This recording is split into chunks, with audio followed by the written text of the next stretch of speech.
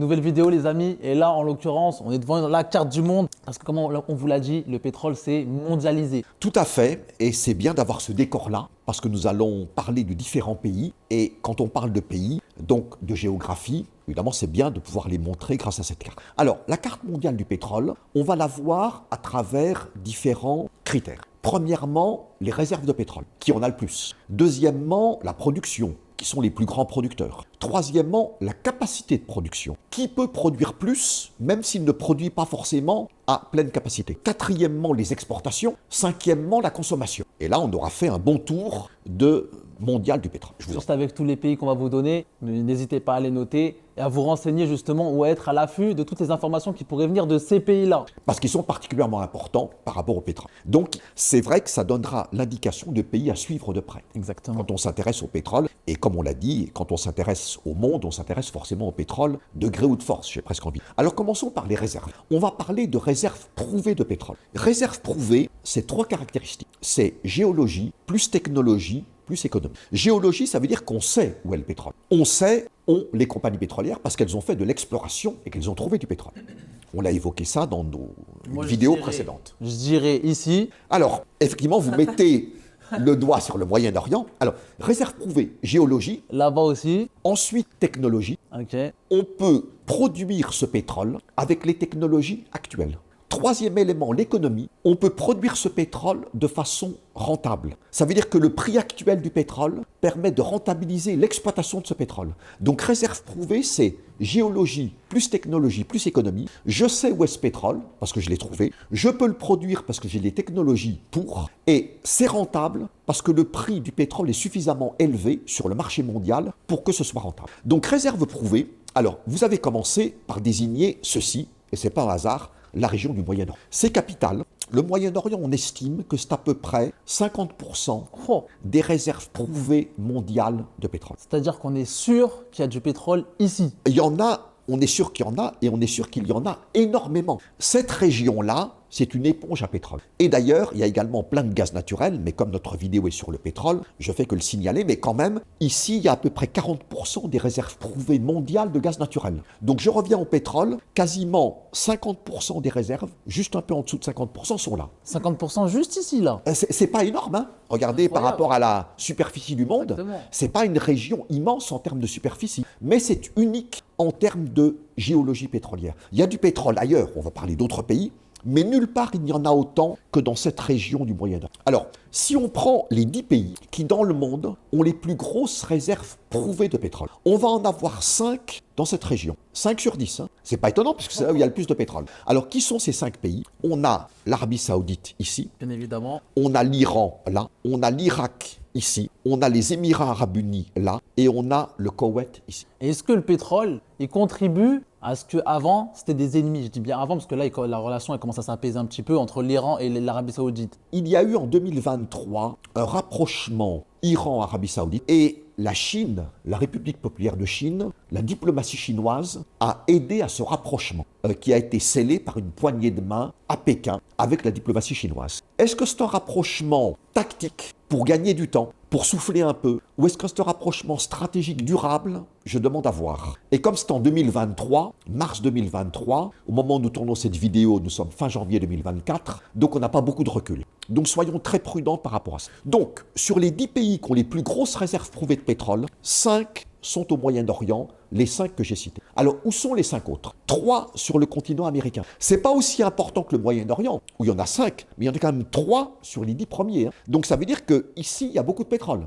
Alors, qui sont ces 3? Le Venezuela, au nord de l'Amérique du Sud. Qui traverse une grande crise en ce moment. Alors, le Venezuela est un pays avec une crise économique énorme, une crise sociale. Limite une guerre civile. Hein. Et puis, le Venezuela regarde son voisin, qui est le Guyana ici, et il dit « J'estime que je peux contrôler 2 tiers de mon voisin, parce que ça m'appartient. 2 tiers du Guyana, l'ex-Guyane britannique, aujourd'hui un pays indépendant. » Donc on a des tensions entre ces 2 voisins, Venezuela et Guyane. Donc Venezuela, Canada, au nord de l'Amérique du Nord, États-Unis, au sud du Canada. Ça, c'est les trois. Ces 3 pays font partie des 10 pays dans le monde qui ont les plus grosses réserves pétrolières prouvées, telles que l'industrie pétrolière les estime actuellement. Et le Venezuela est numéro 1, Avant les. devant l'Arabie Saoudite, Oh. devant l'Iran et ensuite le Canada. Les États-Unis sont en 9e position sur 10 pour les réserves prouvées de pétrole. Donc on a 5 pays au Moyen-Orient, 3 pays sur le continent américain,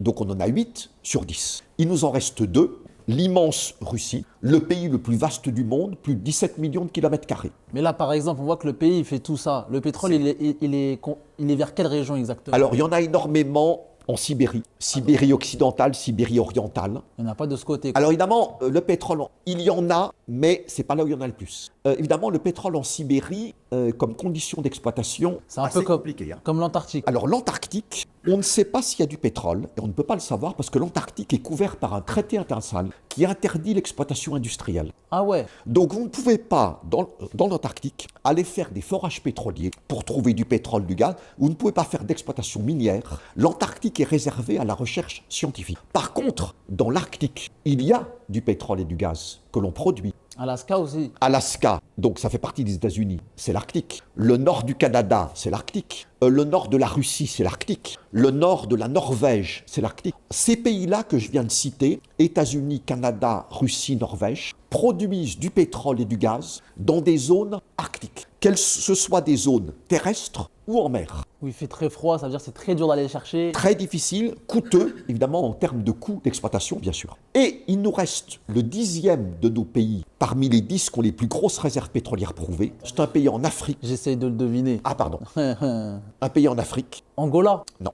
Il a des réserves importantes. Attendez, le 10e. Il faut remonter vers le nord du continent africain, Algérie. juste à côté, Libye. Libye. Libye, ils sont là. La Libye est un pays qui est dans le top 10, les 10 premiers pays ayant les plus grosses réserves pétrolières prouvées. Donc 5 au Moyen-Orient, 3 sur le continent américain, nord et sud, la Russie et la Libye. Voilà les 10 pays qui ont les plus grosses réserves pétrolières prouvées. C'est le premier de nos critères. Deuxième critère, la production pétrolière. Et là, on va prendre le trio de tête, les 3 premiers. Premièrement, États-Unis, avec le fameux pétrole de schiste, qui fait partie des pétroles qu'on appelle les pétroles non conventionnels, produits massivement aux États-Unis, à commencer par le Texas. Le pétrole de schiste, c'est à peu près 80% de la production pétrolière des États-Unis. Et grâce à ça, ils sont le premier producteur mondial de pétrole. Et c'est quoi la différence entre le pétrole de schiste et le pétrole classique? Alors, le pétrole classique ou conventionnel, c'est du pétrole qui s'est échappé de la roche-mère, qu'il a généré il y a des millions d'années et qui a commencé à remonter vers la surface. Sauf que souvent, il a été bloqué par des roches réservoirs et au-dessus, une roche imperméable. C'est ce qu'on a vu dans la première vidéo. Le pétrole de schiste est resté prisonnier de la roche-mère depuis des millions, des dizaines de millions, des centaines de millions d'années.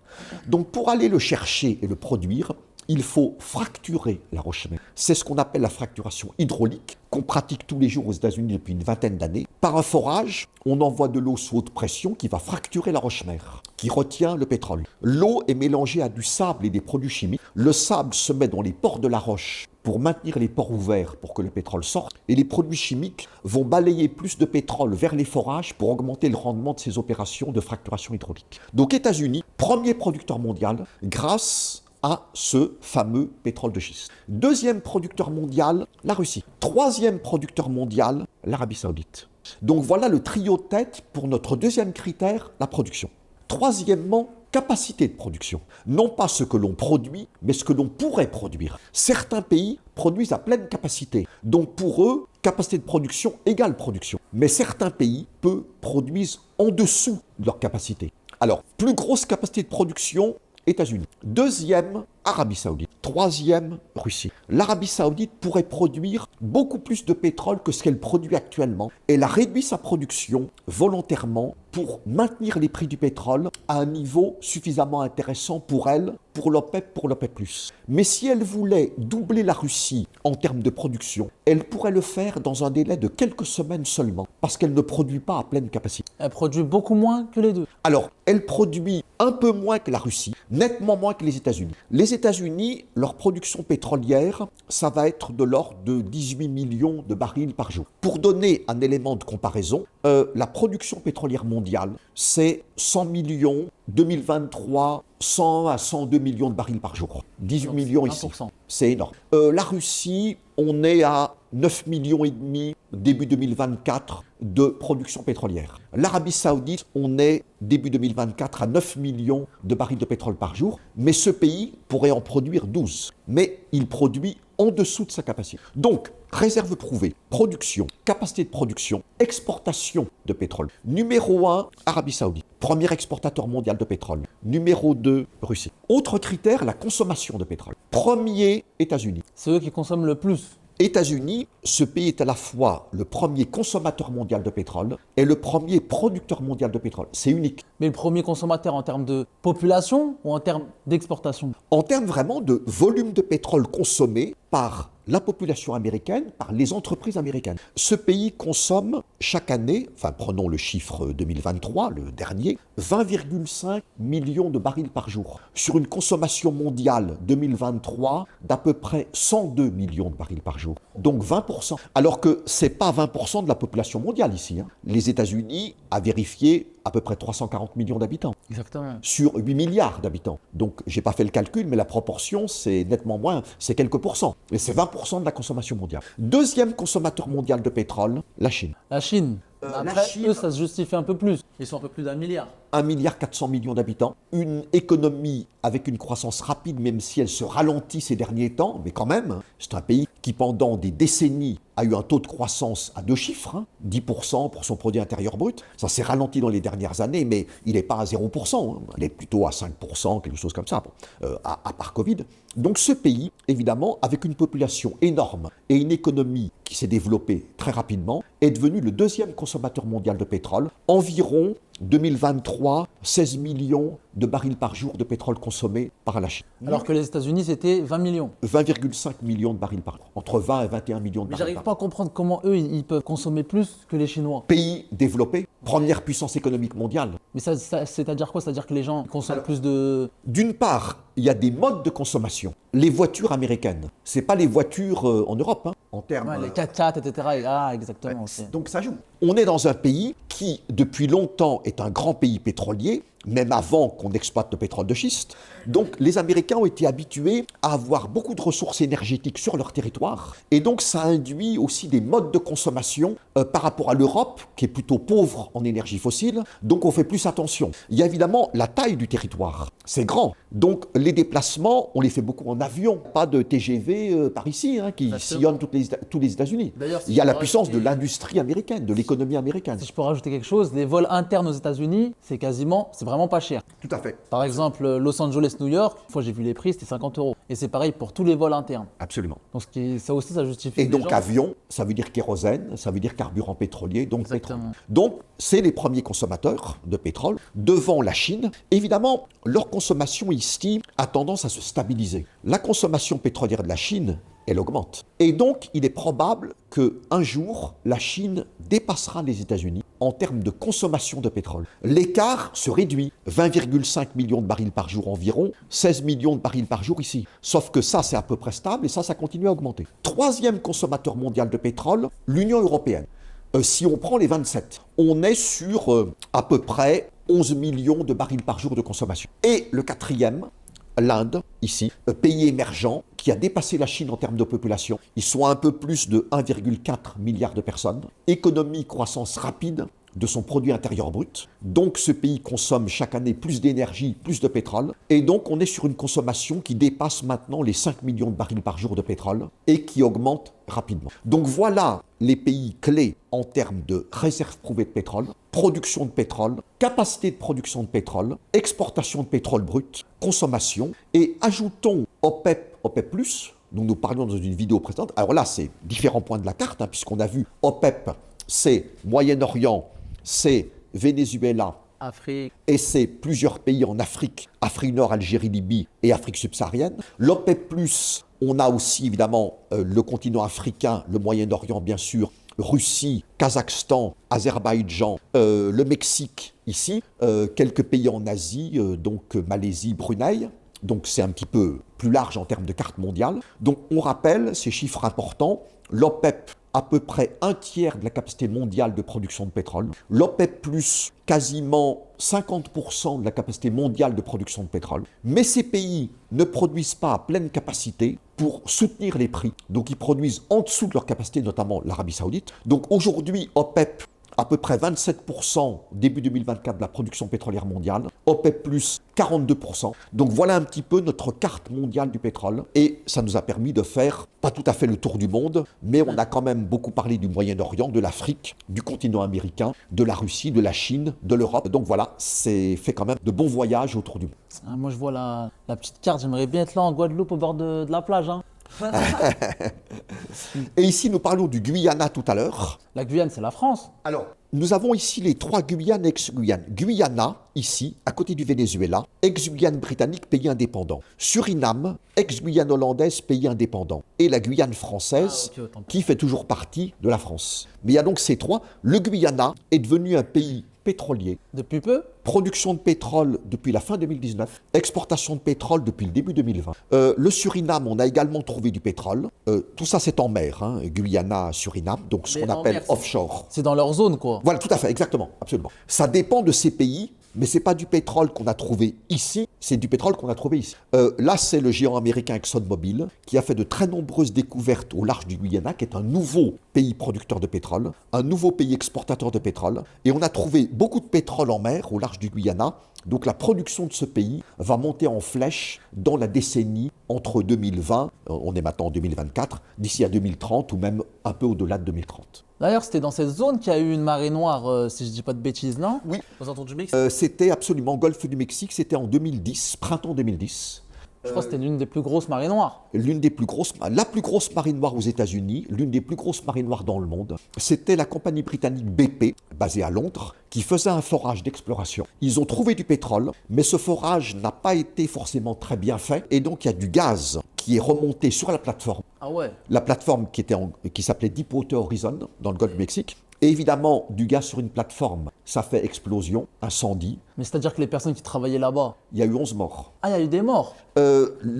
Être travailleur dans le pétrole et le gaz, ce sont des métiers à risque. Parce que vous travaillez avec du pétrole et du gaz que vous allez chercher à des kilomètres sous le sol, dans des conditions de température et de pression très fortes, parfois mélangées à des choses pas très sympathiques, type hydrogène sulfuré qui est mortel. Donc c'est une industrie qui demande une culture de sûreté et de sécurité très élevée, parce que les risques sont énormes. Et donc, l'explosion, incendie sur la plateforme, 11 morts parmi les travailleurs. La plateforme coule, marée noire, la plus grande marée noire aux États-Unis dans l'histoire et l'une des plus grandes marées noires dans l'histoire mondiale. Donc le pétrole, c'est une industrie à risque. Et donc après, c'est quoi les conséquences, par exemple? C'est-à-dire que ici, les bateaux, ils peuvent plus passer. Alors ici, ça veut dire que la mer, donc on est dans le golfe du Mexique, ça a été pollué, donc impact évidemment sur la faune et la flore marine, impact sur les plages ici. Il y a du tourisme par là, parce que le pétrole, il n'est pas resté, évidemment, une partie est venue jusqu'aux plages, qui ont été souillées. Donc on est dans une zone des États-Unis où l'activité touristique, il n'y a pas que le pétrole, a été important. La pêche, les pêcheurs, évidemment, impactent sur l'activité économique. Donc BP, qui était responsable de ce puits, a dû payer des sommes énormes pour dépolluer le golfe du Mexique, les plages, indemniser les pêcheurs, indemniser les villes, les États qui ont perdu des recettes touristiques, Ah ouais, quand même, hein. payer des amendes au gouvernement américain, Oh. donc Washington. Ça leur a coûté des dizaines de milliards de dollars. Oh là là. Ça s'est passé donc au printemps 2010 et c'était le puits Macondo et la plateforme Deepwater Horizon. Après, le puits a été bouché. Évidemment, BP n'a pas continué à utiliser ce puits. Ça aurait été un petit peu difficile politiquement, bien que ce puits ait débouché sur une découverte de pétrole. Ah, Mais on a fermé ce puits parce qu'évidemment, causé trop de problèmes. c'était impossible politiquement de dire « Ah ben j'ai trouvé du pétrole, donc je continue tranquillement à travailler ». À l'époque, c'était l'administration Obama qui a exercé de très fortes pressions sur BP pour qu'ils sortent le carnet de chèques. Et ils ont fait des chèques pendant des années et des chèques à coût de milliards de dollars. Donc le pétrole, industrie à risque, avec des impacts environnementaux sur l'activité humaine qui peuvent être très importants quand les choses se passent mal. Et dans ce cas-là, des conséquences financières très lourdes pour BP, la 3e compagnie pétrolière privée dans le monde, après ExxonMobil et Shell. J'ai une dernière question. Et de ce côté, il n'y a pas de pétrole de ce côté-là? Alors là, Côté- on est en plein dans l'océan Pacifique. Et ici, ça n'intéresse personne. Ça n'intéresse personne, je veux dire, en termes pétroliers.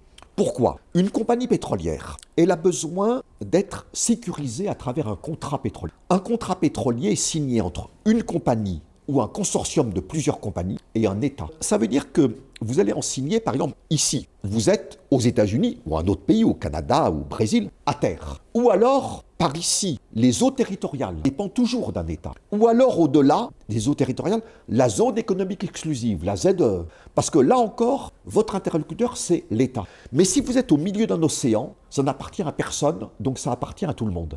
Donc, aucune compagnie pétrolière. Alors déjà, ça pose des problèmes techniques parce que les profondeurs d'eau peuvent être énormes. Les compagnies pétrolières peuvent faire des forages jusqu'à 3000 mètres de profondeur d'eau. Parce que déjà, la différence entre le niveau de la mer et le fond de la mer. En sachant que quand vous arrivez au fond de la mer, vous continuez à forer pendant des kilomètres. Donc déjà, c'est énorme en termes de progrès technologique, mais parfois, en plein milieu de l'océan, on peut avoir des profondeurs d'eau qui vont être beaucoup plus que 3 km. Donc on ne sait pas faire. Et par ailleurs, même si on sait faire, ce n'est pas intéressant parce qu'on a besoin, les compagnies pétrolières, de sécuriser vos droits sur le pétrole que vous pourriez découvrir, ou le gaz, ou les deux, en signant un contrat avec un État. Et ça veut dire à terre, eau territoriale ou zone économique exclusive. Le reste, ça n'intéresse pas les pétroliers. Incroyable. Encore une fois, voilà pour cette vidéo. Merci encore. Merci beaucoup. Franchement, ça me fait vraiment plaisir de faire cette formation avec vous. Encore une fois, je vous remercie. Et on va continuer avec les autres vidéos. Franchement, vous êtes une encyclopédie. Merci beaucoup.